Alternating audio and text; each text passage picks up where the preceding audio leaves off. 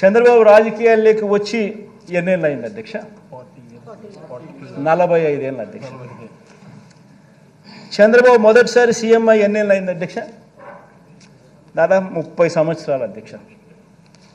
మరి ఇన్నేళ్ల తర్వాత కూడా అధ్యక్ష, ఇన్ని సంవత్సరాల తర్వాత కూడా 3 సార్లు సీఎం అయిన తర్వాత కూడా అధ్యక్ష, 3 సార్లు సీఎం అయిన తర్వాత కూడా అధ్యక్ష, ఇంకా ఇప్పటికి కూడా ఇంకా ఇది చేశా కాబట్టి నాకు ఓటేయండి అని ఆయన నోట్లో నుంచి రావడం లేదు అధ్యక్ష. ఇప్పుడు కూడా ఏమంటున్నాడు అధ్యక్ష, నాకు మరోసారి ఛాన్స్ ఇస్తే నేను అది చేస్తా ఇది చేస్తా అని చెప్తున్నాడు అధ్యక్ష. ఈ రోజుకి కూడా అధ్యక్ష,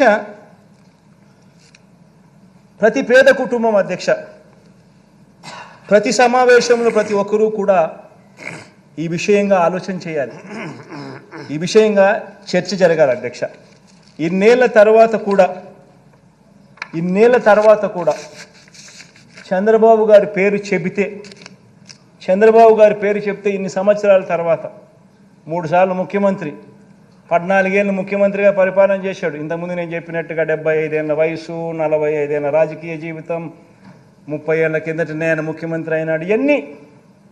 ఇన్ని సంవత్సరాల తర్వాత ఈ రోజుకి కూడా చంద్రబాబు పేరు చెబితే గుర్తుకొచ్చే కనీసం ఒక్క స్కీమ్ అయినా ఉందా అని చెప్పి ప్రతి ఒక్కరూ ఆలోచన చేయాలి. ఆయన పేరు చెప్తే అధ్యక్ష, ఆయన పేరు